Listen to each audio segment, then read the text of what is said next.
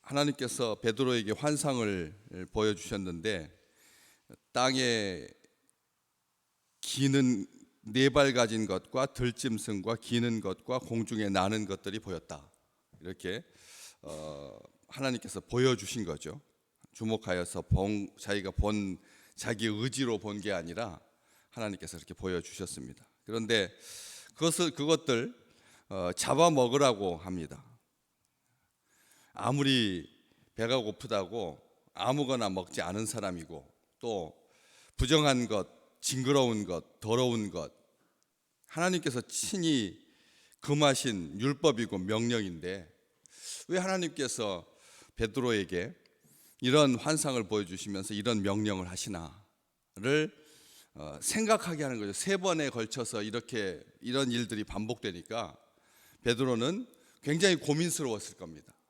아니, 보자기에 담겨 있는 어떤 과일이라든지 먹을 만한 것들을 먹으라고 하면 그냥 먹었을 겁니다. 그러면 그게 환상이 아니었겠죠. 이게 나중에 이 사건을 토대로 해서 베드로가 고넬료의 집에 가서 뭐라고 말하냐면, 이방인과 교제하는 것은 위법인 줄 너희도 알거니와, 이렇게 말하잖아요. 다시 말해서 이 잡아먹으라라고 하는 것이 굉장히 역겨운, 그냥 토할 것 같은 하나님의 명령이 도대체 왜 이렇게 이랬다 저랬다 하나. 하나님에 대해서 우리가 그렇잖아요. 환상을 만약 본다면 우리의 기도와 연결된 응답으로서의 환상이어야지, 우리가 그 환상을 봤을 때 정말 뜬금없는, 터무니없는 그런 환상이라고 하면 우리는 그 환상에 대해서 하나님의 명령이라고 인정하기 싫어한다.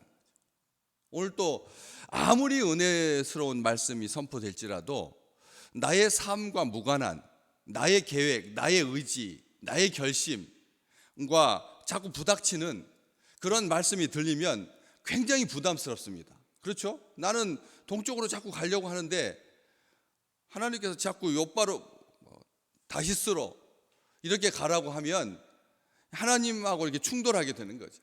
이 속에 있는 내가 살아서 하나님의 환상에 대해서 호응하지 못하게 된다는 겁니다. 어떻든 좀 맥락이라도 같아야지, 하나님 어떻게 이렇게 정말 뜬금없는, 좀 하나님께서 말씀하신 것끼리도 충돌하는 그런 일들을 하나님께서 보여주시고 명령하니까 베드로가 굉장히 답답하고, 그래서 말합니다. 주님, 그럴 수 없습니다. 속되거나 깨끗하지 아니한 것은 결코 내 입에 들어간 일이 없나이다. 예수님께 아주 정확하게 말씀드립니다. 나는 절대 못 먹습니다. 이런 일들을 벌어지면서 우리 주님께서 베드로야 일어나 잡아먹으라, 이렇게 하늘의 소리를 듣습니다. 내게 이르되 베드로야 일어나 잡아먹으라. 그런데 이 잡아먹으라라고 하는 이 말 속에 우리가 그제 말씀 보시면서 그 속에 있는 다양한 각종 짐승들은 구원받아야 할 대상으로서의 그 이방인들, 모든 사람들 다 우리를 말한다고 말씀드렸습니다. 이중적인 의미를 가지는 거죠. 베드로의 시각에서 대상으로서의 전도 대상으로서의 그런 이방인들인가 하면, 우리 또한 또 전도를 해야 할 사람으로서의 그 환상을 보게 되니까 이중적인 의미를 갖습니다. 왜냐하면 금방 확인할 수 있는 것이, 우리 주님께서 이사야 선지자를 통해서 야곱을 부를 때 뭐라고 부르죠? 너 지렁이 같은 야곱아. 지렁이 같은 야곱아. 여러분 그걸 굉장히 좋아하시잖아요. 이사야서 40장 말씀. 그 지렁이 같은 야곱아, 이 말이 유대인들에게 이게 얼마나 비참한 표현인지요. 지렁이 같다니. 여기 기는 것과 이렇게 돼 있잖아요.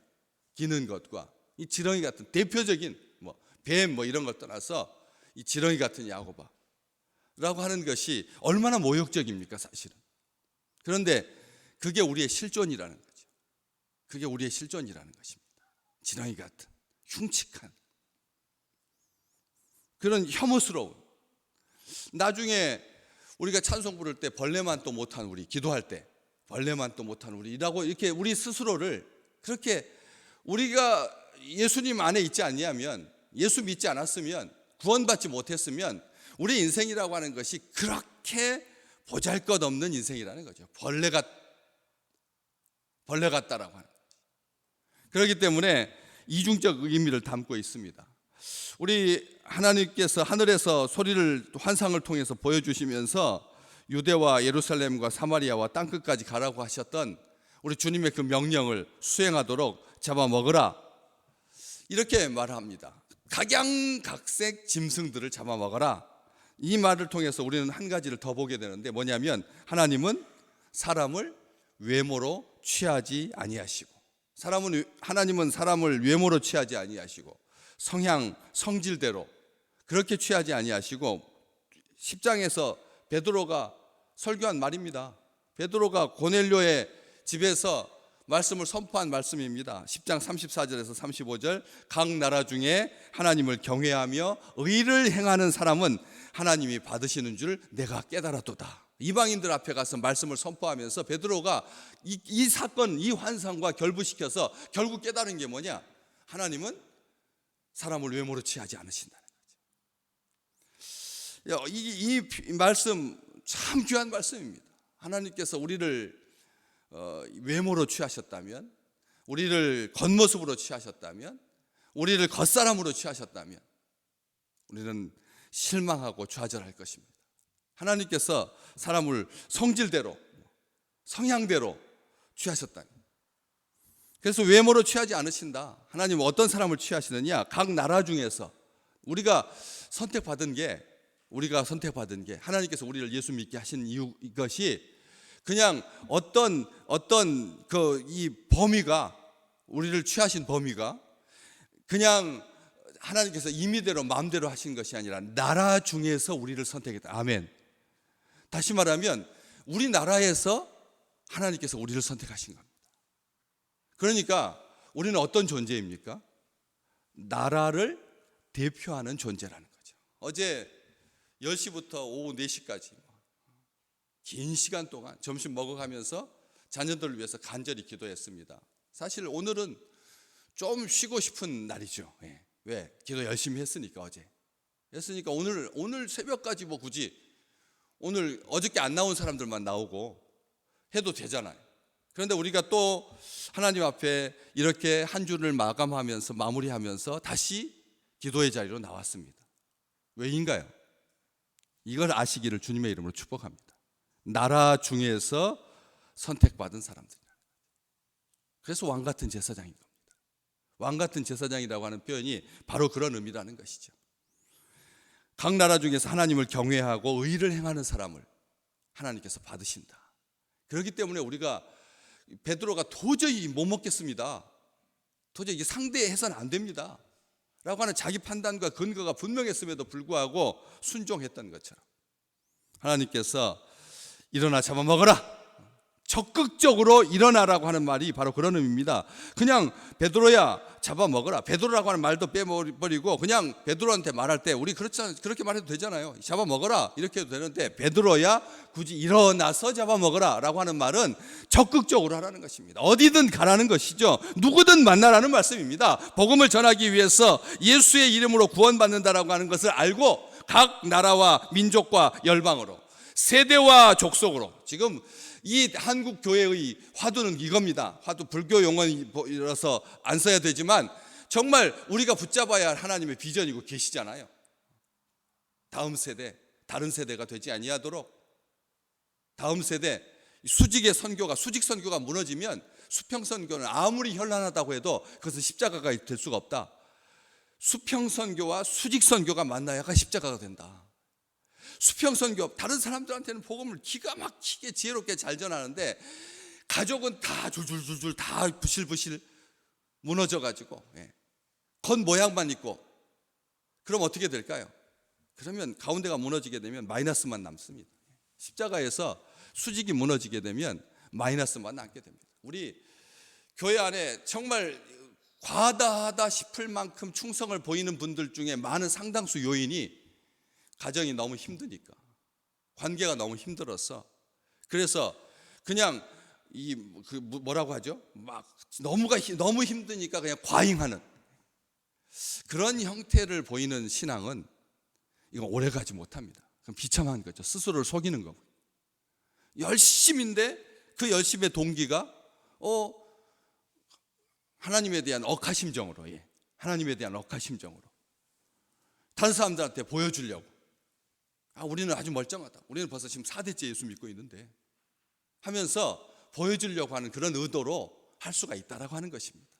그렇기 때문에 세대와 족속은 정말 하나님께서 우리에게 명령하시는 명령인 거죠. 가까이 있든 먼 데 있든, 가까이 있든 먼 데 있든 모든 사람에게 빈부귀천, 남녀노소, 직업과 학력, 인종을 떠나서 스스로 선을 긋지 말라는 거죠. 요즘 교회 나오는 젊은이가 어디가 있나, 교회 나온다라고 하는 것 자체가 이해가 안 되는 그것은 아버지 세대나 다급했던 세대나 일제와 6.25를 겪었던 세대나 목숨이 경각에 달렸던, 그냥 떼죽음을 당했던 그런 시대나 해당되는 말이지 우리하고는 상관없어 이렇게 여길 것 같아서, 괜히 다른 이야기로는 관계가 안 불편해지는데 밥 먹으라고 하면 괜찮은데, 취직하고 결혼하라고 하는 것은 그냥 당연한 삶인데, 이 신앙의 문제만은 자기 결정권을 갖게 해주십시오.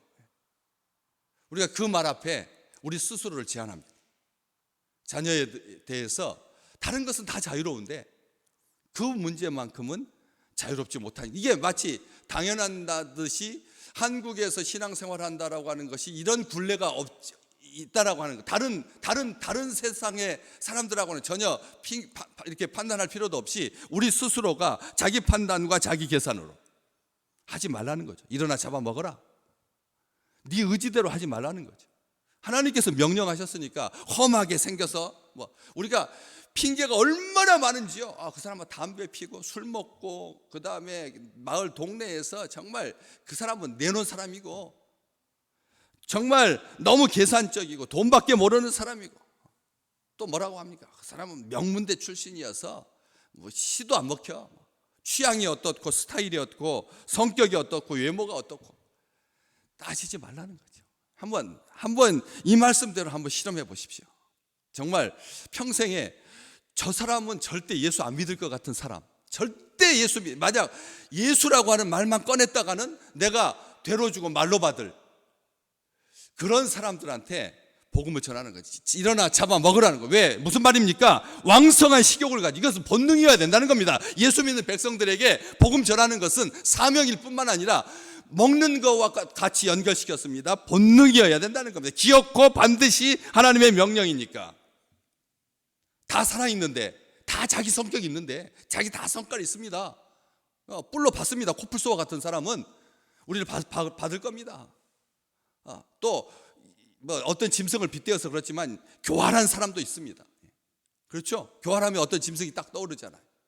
그런 사람들, 이런 사람들이 우리가 복음 전하려고 하면 치 받을 것입니다.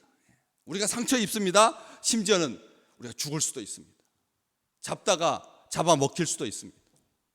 그런데 겁먹지 말라는 것이죠. 잡아 먹으라고 했습니다. 겁먹지 마라. 오히려 동화될까 염려하지 말라는 거죠. 동화될까 염려하지 마라. 다칠 수 있고 물릴 수 있고. 그렇지만 잡다가 더러워질까? 여러분, 요리하는 사람들이 그거 신경 씁니까? 아주 그냥 뻘에서 나온 정말 아주 그런 식재료를 가지고 요리를 할 때 자기가 더러워질까 봐 겁을 먹습니까? 자기가 다칠까 봐, 자기가 물릴까 봐 조심스럽게 다뤄야죠. 그래서 이제 우리 주님께서 말씀하시기를 뱀같이 지혜롭게, 비둘기와 같이 순결함으로 명령하신 거죠. 지혜롭게 해야 됩니다. 다치지 않도록 물러서지, 지지 말고 먹히지 말고, 지지 말고 먹히지 말고, 복음 전할 때 지지 말고 먹히지 말고 지혜롭게 물러서지 말라는 거죠. 한두 번 하고 포기하지 말라는 거죠. 끝까지 하라는 말씀입니다. 어떤 성향을 가진 존재든지 두려워하지 말라는 거죠. 하나님께서 우리에게 큰 그릇에 그 짐승들이 내 앞까지 들여오도록, 바로 어디에 있다는 겁니까? 내 옆에 있다는 것이죠. 내 옆에 있다는 말씀입니다. 그래서 한 영혼이 구원받는 것, 이것이 하나님께서 이 환상을 통해서 베드로에게 명령하신, 가르쳐주신, 깨닫게 해주신 깊은 뜻이라고 하는 것이죠. 오늘 이 말씀으로 우리가 삽니다. 우리가 사람을 대합니다. 이 말씀대로 하나님께서 구원하실 사람입니다. 하나님께서 그를 통해서 일하시고 다 추수하여서 노랗게 됐습니다. 누가 복음에서 예외일 수 있습니까? 누가 구원받는 것에서 제외받을 수 있습니까?